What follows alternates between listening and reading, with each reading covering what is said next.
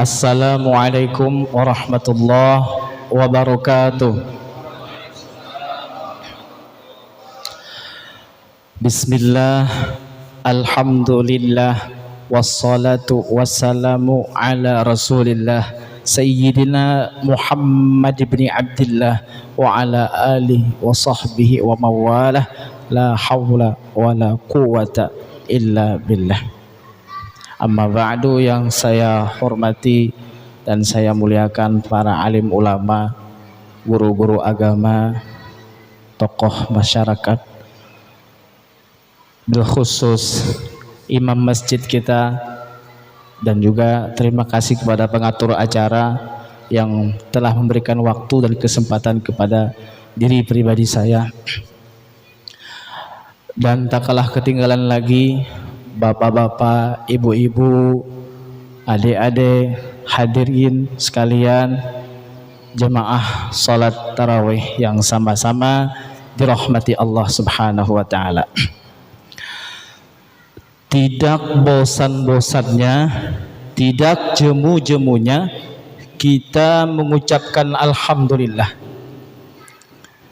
Yang karena mana alhamdulillah lah Allah sampai saat ini memberikan kita taufik, hidayah, ainayah, pertolongannya, sehingga kita masih bisa digerakkan oleh Allah, ditolong oleh Allah, bisa melaksanakan perintahnya, yaitu sholat Isya secara berjamaah, dan insya Allah dilanjutkan sholat tarawih dan witir berjamaah.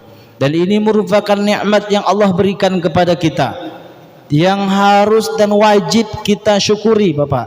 Karena kita di sini mau berdiri di sini, rela kita meninggalkan handphone kita yang begitu asik-asiknya, rela kita meninggalkan televisi yang di rumah sinetron berbagai macam tayangannya, rela kita meninggalkan segenap apa itu keramaian di rumah kita, anak yang begitu lugunya kita tinggalkan. Dalam rangka apa? Mensyukuri nikmat Allah. Di dalam keterangan kitab fikih diceritakan, dijelaskan bahwa mensyukuri nikmat itu adalah wajib hukumnya, wajib ain. Artinya apa? Semua orang Islam wajib hukumnya mensyukuri nikmat. Lawannya apa? Adalah kufur nikmat. Tetapi orang mensyukuri nikmat itu bukan hanya sekedar ucapan alhamdulillah saja, tetapi harus dibuktikan dengan bukti kita, amalan kita.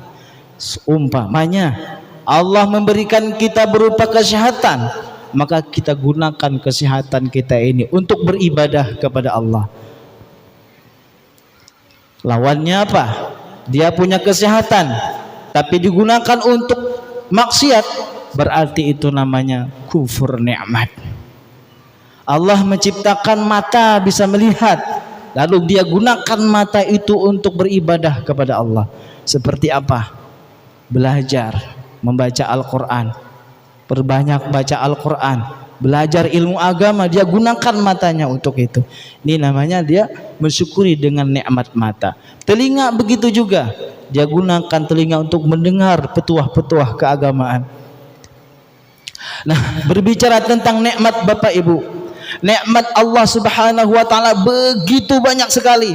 Mulai dari mata bisa melihat, telinga bisa mendengar, kaki bisa jalan, tangan bisa diayunkan, bahkan lidah bisa membedakan mana yang pahit, mana yang manis, mana yang asin. Otak kita masih waras, tidak gila kita, waras kita. Ini nikmat yang Allah berikan, wajib kita syukuri. Di dalam keterangan kitab Ihya Ulumuddin, ada seorang ulama yang sangat alim luar biasa, namanya Bal'an. Bal'an ini dia punya murid puluhan ribu murid, alim orangnya Bapak Ibu. Jangan ditanya amal ibadahnya, kalau malam qiyamul lailnya semalaman suntuk Bapak. Jangan ditanya ngajinya, beliau hafiz Quran. Jangan tanya sedekahnya, beliau hebat. Pas meninggal dunia, lalu Allah Subhanahu wa taala persilahkan Bal'an, silakan Bal'an kamu masuk ke dalam surga dengan berkat rahmatku, kata Allah. Lalu kemudian Bal'an ini protes dengan Allah. Wahai Allah, saya tidak mau masuk surga dengan berkat rahmat, aku pengennya masuk surga dengan berkat amalku. Lalu kemudian sini kata Allah, sini ambil semua amal ibadahmu dari semenjak kecil sampai kamu meninggal dunia, kumpulkan semua, taruh di atas timbangan, taruh semua di atas timbangan. Lalu ambil satu biji matamu. Setelah diambil satu biji mata, taruh dia di atas timbangan, langsung terpental itu amal ibadah. Baru satu biji mata tidak bisa membayar amal ibadah dengan satu biji mata, tidak bisa. Itu baru nikmat satu biji mata, Bapak, belum lagi yang lain. Maka di dalam Quran dulu jelaskan, wa in ta'uddu ni'matallahi la tuhsuha. Tidak bisa kita menghitung, Bapak. Kita amal ibadah tarawih belum cukup itu membayar. Kita bisa hidup, kita dikasih rumah, dikasih makan, luar biasa. Apalagi nikmat ini, nikmat kita buka puasa, situ aja sudah luar biasa. Di dalam keterangan lain, ayat lain, lau kanal bahru midadan li kalimati rabbi lanafidal bahru qabla an tanfada kalimati rabbi walau ji'na bimislihi madada. Jikalau sekiranya air yang ada di lautan itu dijadikan tinta, daun-daun yang ada di bumi dijadikan kertas, dan ranting-ranting yang ada di bumi dijadikan pulpen, niscaya tidak bisa menghitung-hitung nikmat yang Allah berikan kepada kita. Begitu banyaknya, Bapak Ibu, tidak bisa. Salawat dan salam marilah kita haturkan kepada junjungan kita baginda Nabi besar Muhammad SAW beserta seluruh keluarga, para sahabatnya, para pengikutnya ila yaumil qiyamah. Dan kemudian ada salah satu lagi nikmat yang besar Allah berikan kepada kita, yaitu nikmat sunnahnya. Apa sunnah Rasulullah? Sunnah Rasulullah itu segala apa yang dilakukan Rasulullah, mulai dari Rasulullah bangun tidur sampai tidur lagi, itu adalah sunnah. Baik perkataan beliau maupun gerak beliau itu adalah sunnah. Termasuk kita apa yang kita laksanakan pada malam hari ini adalah sunnah Rasulullah, yaitu salat sunnat tarawih yang akan kita laksanakan pada malam hari ini, malam ke-14. Alhamdulillah kita masih mau mendatangi masjid, Bapak. Kita rela meninggalkan rumah kita untuk menghadap Allah Subhanahu wa Ta'ala. Nikmat yang harus kita syukuri.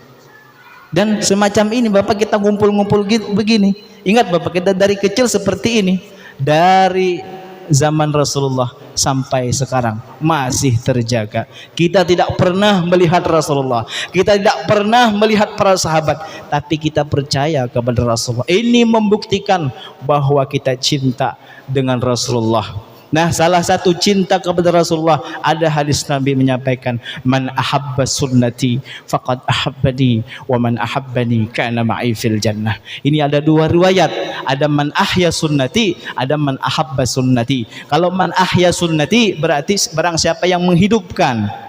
Kalau man ahabba sunnati, barang siapa yang mencintai sunnahku. Nah, man ahabba sunnati faqad ahabbani wa man ahabbani kana ma'i fil jannah. Barang siapa cinta dengan sunnahku, maka sungguh dia cinta dengan aku. Dan barang siapa cinta dengan aku, bersamaku nanti ke dalam surga. Bersamaku nanti ke Nabi dalam surga. Oleh karena siapa yang tidak mau dengan Nabi, Pak? Nah, namun orang yang cinta itu harus ada bukti. Tidak bisa cuma ngaku-ngaku cinta, tidak ada buktinya. Salah satunya bahwa kita cinta dengan Rasulullah, melaksanakan sunnah-sunnahnya. Ya, kita pada malam hari ini yang kita lakukan. Di lain riwayat, al-mar'u ma'a man ahab. Seseorang itu bersama dengan yang orang ia cintai.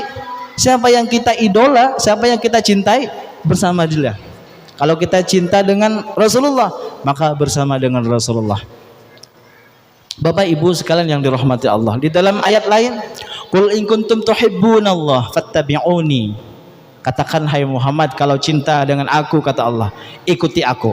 Nah, kita pada malam hari ini bukti kita ngikuti Rasulullah SAW. Nah, mungkin itu Bapak sudah 10 menit.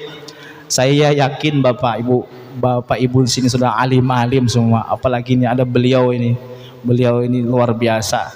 Saya mau mengaji, guru saya.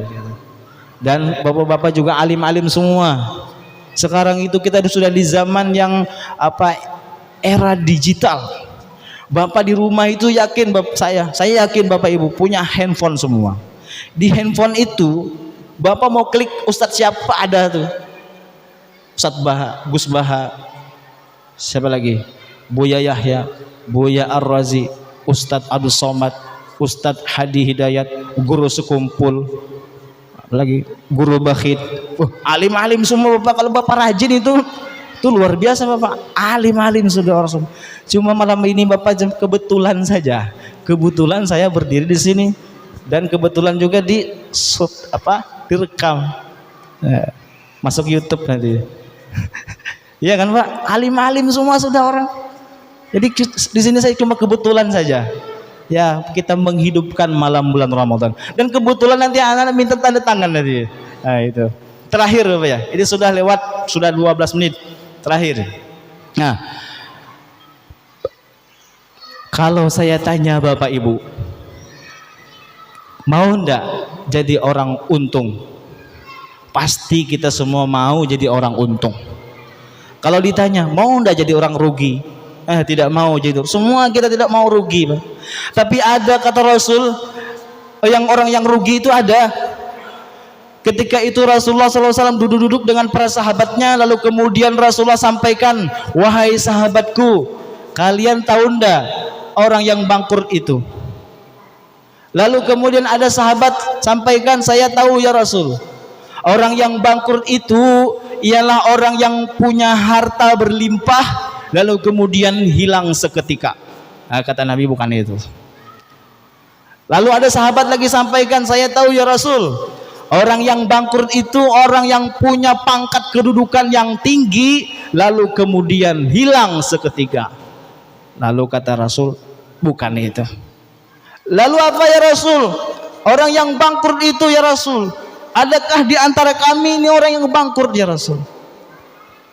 Lalu kemudian ya Rasulullah sampaikan, innal muflisa yaumal qiyamati bisolatin wasiyamin wa zakatin.